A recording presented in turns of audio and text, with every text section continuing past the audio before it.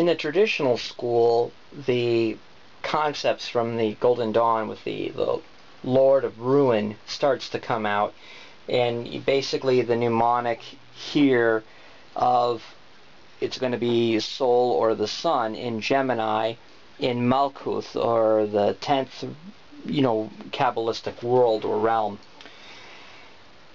So the idea is that things come to ruin. It's pretty ruinous to have 10 swords stuck in your back. But the traditional school, of course, expands. And so we see the theme in the more traditional decks, basically, of the 10 swords in the back.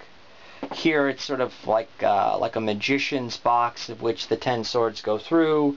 And now here we have the desolate background, like here in the sky, but here it's even wintry, more exaggerated in those realms, and here the person's even stuck, if you note.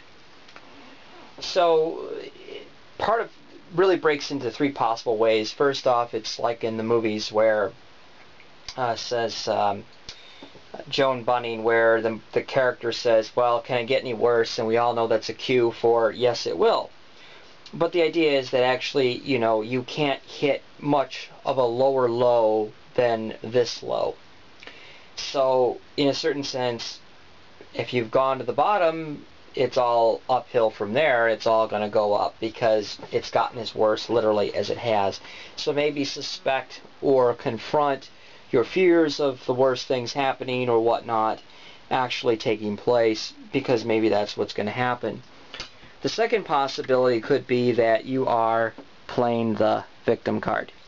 And, oh, well, you think you've got it bad? Well, look at me. I got 10 swords in my back. So, it's kind of a spitting contest about who's got it the worst in life. And that's certainly a possibility. In this way, sometimes the traditional school actually is more psychological than the psychological schools in the way they handle this, or at least the Jungian tarot. Another possibility, of course, is that they're playing the martyr card. Well, you want to go and have a good time at that party. Well, I'm having an absolute miserable time right now, thank you very much, but I wouldn't want that to bar you from having any fun.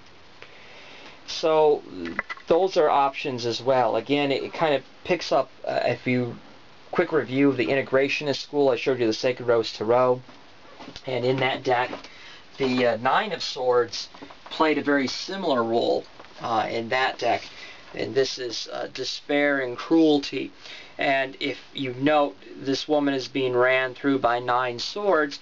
However, no one else is present. It is self-inflicted martyrdom and victimhood more than anything else. And that is a theme, actually, that will somehow pop up in some of the other decks, or the idea of rock bottom. So some of the general themes here of rock bottom, of things, in a certain sense also culminating in the worst that they can, but maybe more on that idea of culmination than anything else. Also the idea of martyrdom or victimhood, those sometimes play out in the other decks as well. It's kind of interesting how that works, but this is definitely has a real strong psychological freight that can be worked through with a querent. Are you, maybe it is as bad as you think it's going to be, so let's prepare for that. Or could be stuff like, are you really engaging in a spitting contest, or really wallowing in about how bad life is treating you? Are you really playing that card a little too heavy? Or are you playing the martyr card just a touch too much? Looking at those aspects with people can be very helpful and a real gift to them. So these are some aspects that we see in the Ten of Swords with the traditional school.